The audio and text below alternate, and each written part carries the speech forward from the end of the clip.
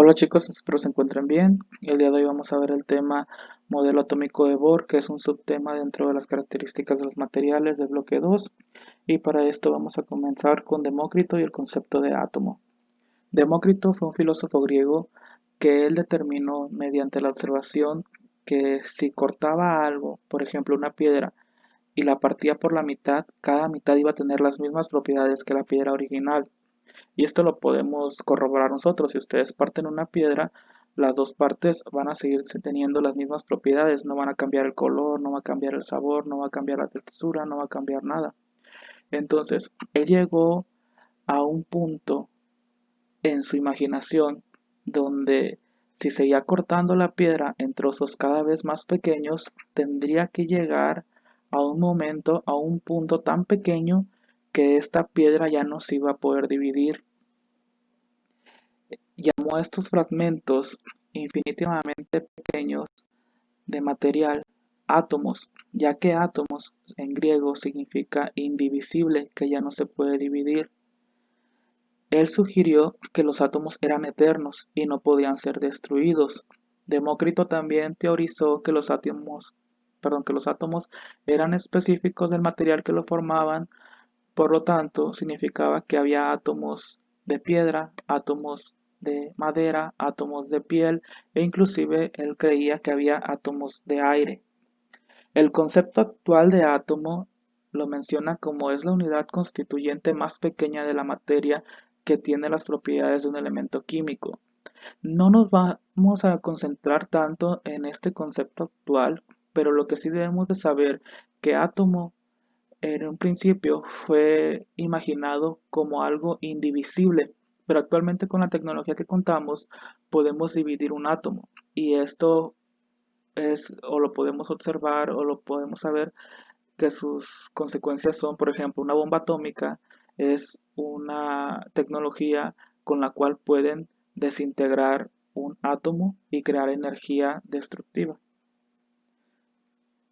Conforme fueron pasando el tiempo, hubo varios científicos que intentaron crear modelos atómicos. ¿Qué es un modelo? En la ciencia un modelo es una representación gráfica que nos ayuda a la comprensión y estudio de algún tema. Ustedes han visto los modelos de las células, a lo mejor han dibujado ustedes el planeta o han visto a lo mejor un globo terráqueo que representa que es un modelo de la representación de la Tierra, pero no significa que nuestro planeta sea así, de manera circular. Creo que la mayoría de ustedes saben que es un tipo de esfera que tiene, pues que de hecho no es una esfera completamente normal, que tiene algunas abolladuras, que tiene algunas partes que son más altas que otras.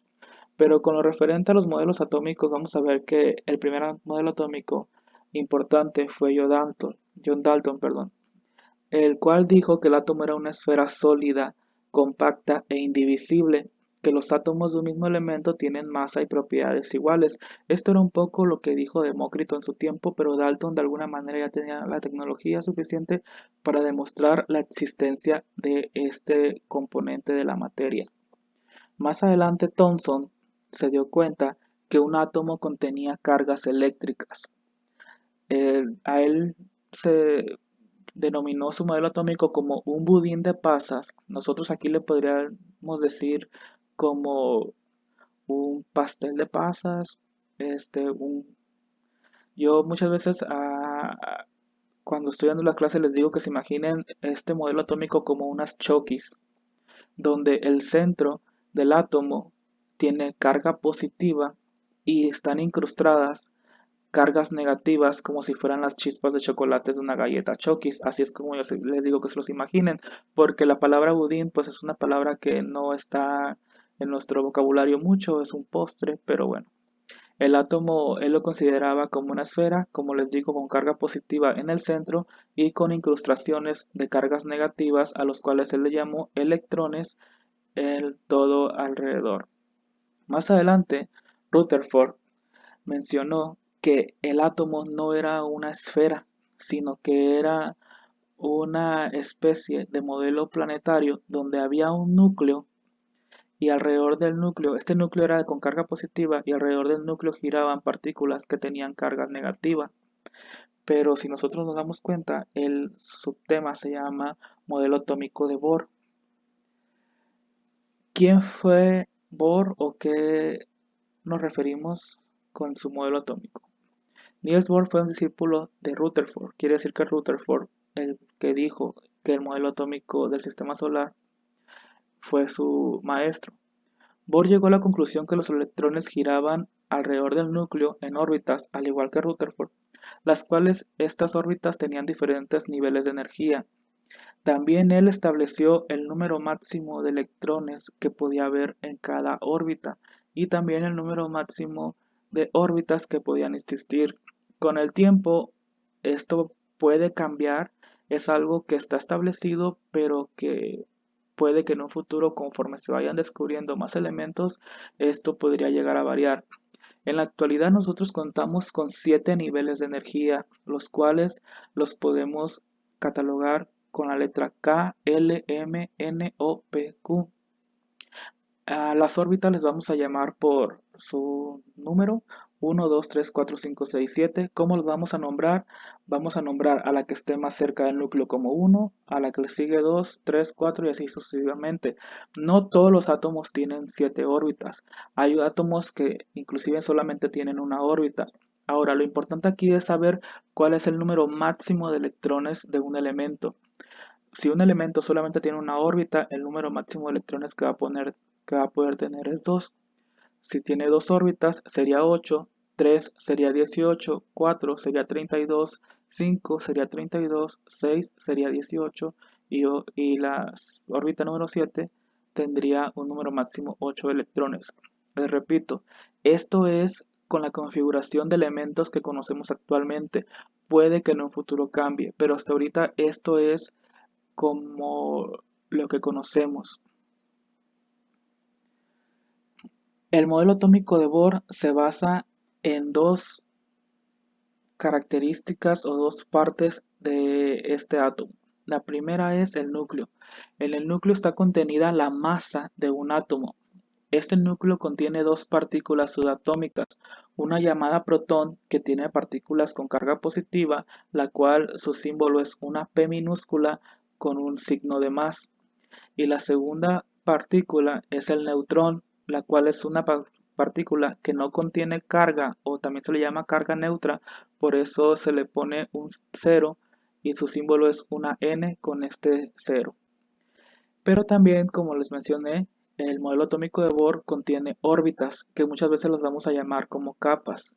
También dijimos que podemos conocerlos como niveles de energía, pero en este curso de química nos vamos a referir sobre todo a ellas como capas y órbitas. Este determina el tamaño o diámetro de un átomo. Como les dije, un átomo puede tener 1, 2, 3, 4, 5, 6 o 7. Y es obvio que un átomo que tenga 7 capas va a ser pues más grande en tamaño que uno que solamente tenga una. Estas capas van a contener las partículas subatómicas con carga negativa, las cuales son electrones, y su símbolo es una E con el símbolo de menos, significando la partícula negativa. La capa más importante que estudiaremos es la última capa, la más alejada del núcleo. Por ejemplo, en esta representación hay dos capas. La capa más importante que vamos a ver es la alejada. ¿Por qué? Porque esta capa le vamos a llamar como capa de valencia y a los electrones que están en ella le vamos a llamar electrones de valencia, y estos electrones van a ser fundamental para que dos átomos se puedan unir y formar un compuesto, que lo veremos en temas más adelante. Lo importante el día de hoy es, o que quede claro sobre todo, es lo siguiente. Aparte del modelo atómico de Bohr que ya vimos en la diapositiva anterior, es esto. Nosotros tenemos la tabla periódica, la cual ya les pedí. En la tabla periódica siempre vamos a tener un ejemplo, siempre va a venir un ejemplo, aquí lo vemos abajo, acá se los puse agrandado, y la tabla periódica nos va a decir qué significa cada cosa que venga en ese ejemplo, que tenga la tabla periódica. No todas las tablas periódicas son iguales, no todas las tablas periódicas tienen los elementos que están aquí en el mismo sitio. Por ejemplo, el número atómico muchas veces lo ponen a la derecha.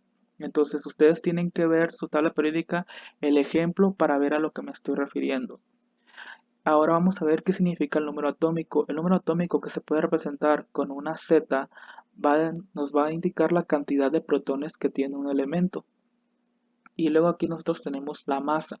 La masa atómica, que la podemos poner como una A, está constituida por protones y neutrones. Y para esto vamos a poder utilizar la fórmula A. Masa atómica es igual a los protones más los neutrones. Ustedes van a resolver un ejercicio similar a lo que está aquí. Yo aquí les voy a resolver estos tres y ustedes van a resolver los demás que les voy a enviar en la siguiente imagen, en una imagen aparte. Perdón. Primero vamos a tener el oxígeno, cloro y sodio. Para esto ustedes van a tener que irse a su tabla periódica y localizar, por ejemplo, el oxígeno, aquí lo puse en grande, el cloro, aquí lo puse en grande, y el sodio de este lado. Estos van a tener que un poco familiarizarse, no se tienen que aprender todos los elementos químicos, no se tienen que aprender dónde están, pero sí tienen que darse cuenta que oxígeno y cloro pues está fácil porque pues oxígeno empieza con O, cloro empieza con Cl, pero sodio su símbolo es el siguiente, Na, y no tiene nada que ver el símbolo con como lo conocemos en español.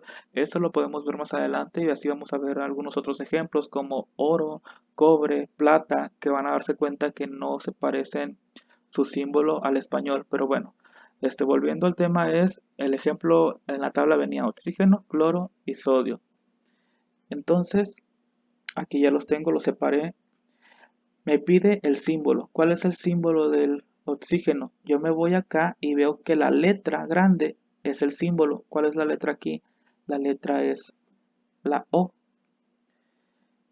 Luego aquí me pide número atómico.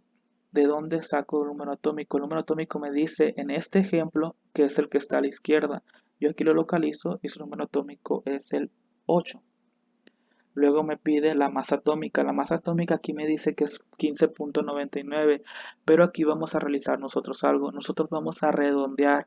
Vamos a redondear para que sea más fácil y porque se requiere de esta manera. Entonces yo redondearía a 16. La cantidad de protones. ¿Cómo voy a saber la cantidad de protones? Pues yo me voy acá y fíjense lo que dice. Número atómico representa la cantidad de protones. Sé el número atómico, aquí tengo el número atómico. Entonces, ¿cuánto es la cantidad de protones? Pues si el número atómico representa la cantidad de protones y yo veo que aquí tengo un 8, pues entonces yo voy a poner un 8 también. Ahora, la cantidad de electrones. Aquí esto está muy fácil. Un átomo es algo que se entiende como neutro. ¿Por qué? Porque va a tener el mismo número de cargas positivas que de cargas negativas. Entonces, si yo tengo 8 protones y los protones son positivos, ¿cuántos electrones voy a tener? Voy a tener 8. Recuerden que aquí debe haber un equilibrio entre los positivos y los negativos. Y la cantidad de neutrones, para la cantidad de neutrones yo puedo utilizar esta fórmula que la derivé de aquí. ¿Por qué? Porque yo tengo la masa, ya la conozco, la cual es 16. Y yo a la masa le voy a restar los protones. Conozco la cantidad de protones, aquí está, son 8. Entonces yo mediante esto puedo llegar al resultado que el número de neutrones es igual a 8. Ahora voy con el cloro. ¿Cuál es el símbolo del cloro? El símbolo del cloro, me vuelvo a ir acá a mi ejemplo, o a lo mejor ya me lo aprendí, y veo que el símbolo significan las letras. ¿Cuáles son las letras que tiene? Tiene una C y una L. ¿Cuál es su número atómico? Yo voy a ver el número atómico en el ejemplo, lo localizo en el elemento que estoy haciendo el ejercicio, y este es un 17. Su masa es 35.45 y quedamos que lo íbamos a redondear, entonces lo redondeo en 35. La cantidad de protones, pues otra vez voy con lo que digo, con lo que dice acá. El número atómico representa la cantidad de protones, entonces si su número atómico es 17, pues el número de protones es 17. Y como les dije en la parte del oxígeno, siempre va a haber la misma cantidad de protones que de electrones. Entonces, si tengo 17 protones, voy a tener 17 electrones. Y para resolver la cantidad de neutrones, Aquí sí tengo que seguir otra vez la fórmula y puedo borrar estos datos y ver que tenía la masa atómica es 35 menos la cantidad de protones que es 17 y pues aquí cuánto me da 35 menos 17, 18. Esa es la respuesta. Y por último vamos con el sodio. ¿Cuál es el símbolo del sodio? El símbolo del sodio es una N mayúscula seguido de una A minúscula. Su número atómico es 11. Su masa atómica es 22.9, pero dijimos que lo íbamos a redondear, entonces quedaría en 23. La cantidad de protones, dijimos que el número atómico va a ser igual a la cantidad de protones. Como los protones son positivos y un átomo tiene que ser neutro, tener la misma cantidad de cargas positivas que negativas, entonces si tienen 11 cargas positivas va a tener 11 cargas negativas. Y para la cantidad de neutrones, pues realizamos la siguiente operación, que es la masa, que dijimos que el sodio era 23 menos la cantidad de protones, que es 11, y tenemos como resultado 22. Perdón, es 12.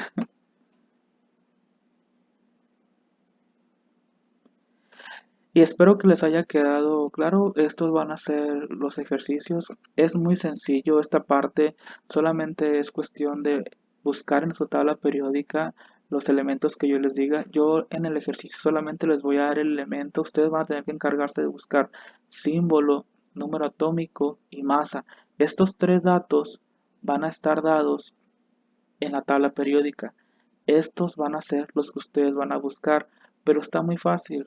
El número atómico se repite aquí y este se va a repetir aquí, y esta es una operación muy sencilla de resta. Simplemente a la masa atómica le voy a quitar el número atómico y me va a dar esto: 16 menos 8, 8, 35 menos 17, 18, 23 menos 11, 12. Espero les quede claro y ya saben que cualquier duda, perdón eh, por las pequeñas pausas que hubo, pero tenía la necesidad de toser. Espero se encuentren bien y saludos.